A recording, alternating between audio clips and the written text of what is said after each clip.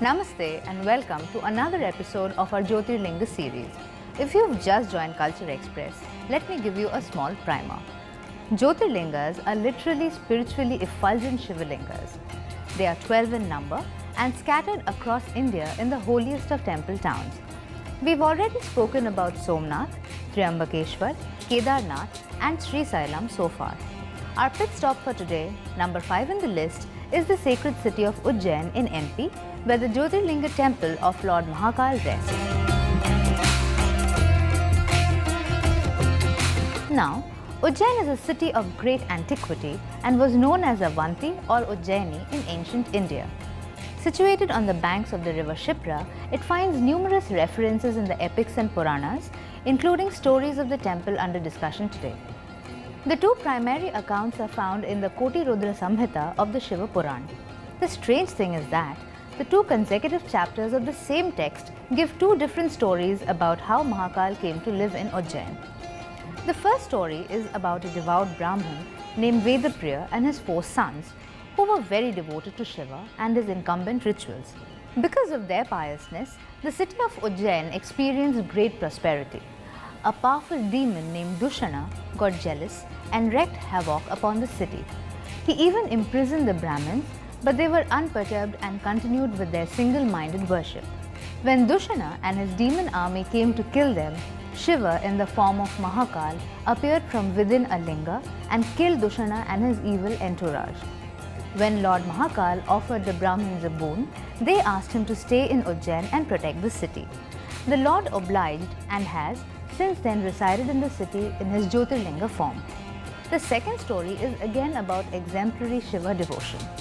Once, there was a king named Chandrasena who was the ruler of Ujjain and a Shiva Bhakt. The king possessed the invaluable Chintamani jewel, which was given to him by Manibhadra, one of Shiva's Ganas. Once, the king's jealous adversaries came charging towards Ujjain to snatch the jewel, but the king remained steadfast in his worship of Lord Shiva. His intense devotion inspired a little cowherd boy who also took to worshipping Shiva with equal ardor. Although his mother didn't approve of it initially, her mind was changed when she saw how her son's prayers turned their fortunes around. A temple of gold and precious jewels had appeared where the boy had been worshipping. And not just the cowherd's mother, but the king Chandrasena and the enemies outside the city gates too poured in to witness the miracle, and the crisis was resolved. Meanwhile, Hanuman made an appearance there and extolled the merits of Shiva devotion. He also foretold that the little cowherd boy would be born as Krishna in his next life. Other historical facts about the town of Ujjain include the famous Chinese traveller and chronicler Yuan Sang's visit here, the rule of the famous Gurjara Pratihara king Mihir Bhoj, and of course the centuries-old tradition of the Kumbh Mela. Ancient coins and inscriptions bearing Shaivite symbols and legends dating from the 6th century BCE to the 11th century CE have also been found in the vicinity of Ujjain, thus proving that Shaivism is indeed an ancient practice of the region. The temple also finds mention in several olden poetic works such as the Harshacharita and Kadambari of Banabhatta, the Naishadha Charita of Sri Harsha and Navasaha Sankha of Padmagupta. The temple suffered plundering at the hands of the Ghaznavids in the 11th century CE but was rebuilt by the Paramaras.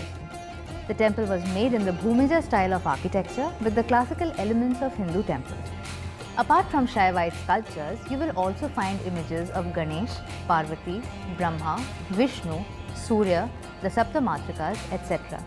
The Mahakal Jyotirling temple is thus a perfect culmination of myth, history, art and tradition. Standing on the banks of the Rudra Sagar lake, it has been witness to many epochs and will hopefully bear witness to many more.